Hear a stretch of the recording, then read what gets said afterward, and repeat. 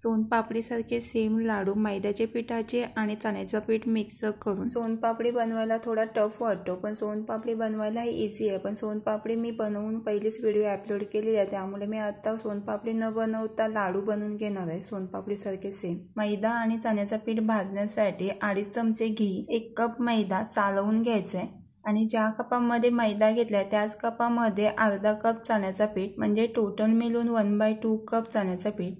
जसं सोनपापडी बनवण्यासाठी आपण पीठ भाजून घेतो त्याचप्रमाणे हाई पीठ भाजून घ्यायचं आहे। हाई हीटवर फास्ट गॅसवर पीठ भाजून नाही घ्यायचं, मीडियम गॅसनेच भाजून घ्यायचं, नाहीतर पीठ करपेल। मैदा आणि चण्याचं पीठ भाजताना सोंदा छान असा स्मेल होतो, तिथपर्यंत भाजून घ्यायचं आहे चण्याचं पीठ आणि मैदा। 3 ते 4 मिनिटे मैदा भाजण्यासाठी टाइम जातो, तिथपर्यंत भाजून घ्यायचं आहे। एकदा की चण्याचं पीठ आणि मैदा भाजला की खाली उतरून थंड करून घ्यायचं आहे। आणि उत्तर रायगड किचनला सबस्क्राईब, लाईक आणि शेअर करायला विसरू नका आणि कमेंट्स करायलाही विसरू नका। पहिल्यांदा वाटीमध्ये पाणी साईडला काढून घ्यायचं आहे। ज्यावेळी आपण साखर शिजवतो त्यावेळी चेक करण्यासाठी पाणी लागतो, त्यामुळे पहिल्यांदा साईडला काढून घेतलेलं पाणी। 1 कप साखर 1/2 कप पाणी मिक्स करून घेतलाय, थोडा जास्त पाणी मिक्स करून घेतलाय, थोडा जास्त नाही। तुम्ही सोनपापडीही बनवू शकता, नाहीतर लाडूही बनवू शकता। मी लाडू बनवून घेते, मी सोनपापडीची व्हिडिओ पहिलेच अपलोड केलेली होती, म्हणून मी यामध्ये लाडू बनवून घेते, सोनपापडी नाही। पहिल्यांदा प्लेटला घी ग्रीस करून ठेवले। ज्या वाटीमध्ये आपण पाणी घेतलं होता त्या वाटीमध्ये आपण चेक करून बघा साखर परफेक्टली आपली शिजलेली आहे की नाही,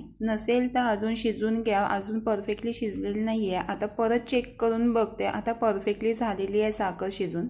एकदम अशी लिपचिप नाही व्हायला पाहिजे, अजून थोडी शिजायला पाहिजे, नॉर्मली शिजून घेते आणि मग खाली उतरून मग नंतर प्लेटमध्ये ओतून घ्यायचे। एक मिस्टेक झाली, साखर प्लेटमध्ये ओतल्यानंतर मी कॅमेरा ऑन करायलाच विसरले। मैदा आणि चण्याचा पीठ जो भाजून घेतलेला होता ना, तोही मिक्स करून घ्यायचा आणि यामध्ये मी 2 चमचे पाणी आणि 2 चमचे घी मिक्स करून घेतलेलं आहे, कारण की लाडू वळताना थोडी बाइंडिंग येण्यासाठी। लाडूमध्ये खूप सारे ड्रायफ्रूटही मिक्स करू शकता, मी थोडे क्रश करून ठेवलेले ड्रायफ्रूट मिक्स करून घेतलेत।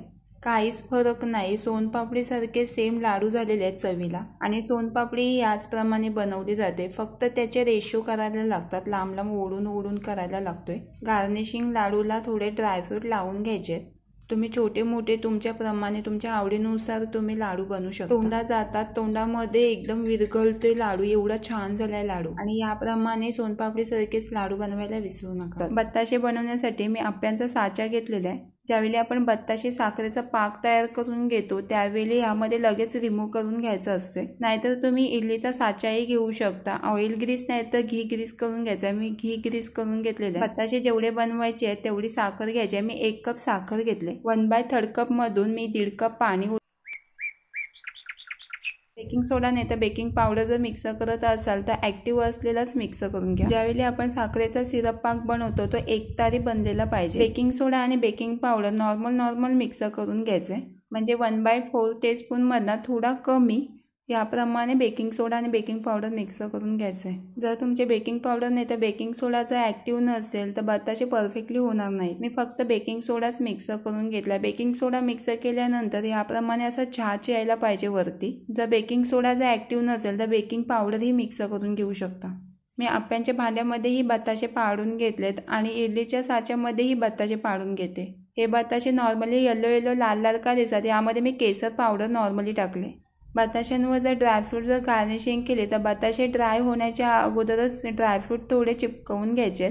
बत्ताशे जर ड्राय झाले, सुकले तर यावर ड्रायफ्रूट चिपकणार नाहीयेत। बाहेरून ज्यावेळी आपण बत्ताशे आणतो त्यावेळी ड्रायफ्रूट नसतात, पण मी यावर ड्रायफ्रूटही सर्व करून घेतले। बत्ताशांवर नॉर्मली बबल यायला पाहिजे, याप्रमाणे परफेक्टली आपले बत्ताशे प्लेटमध्ये सर्व करून लाईक शेअर सबस्क्राईब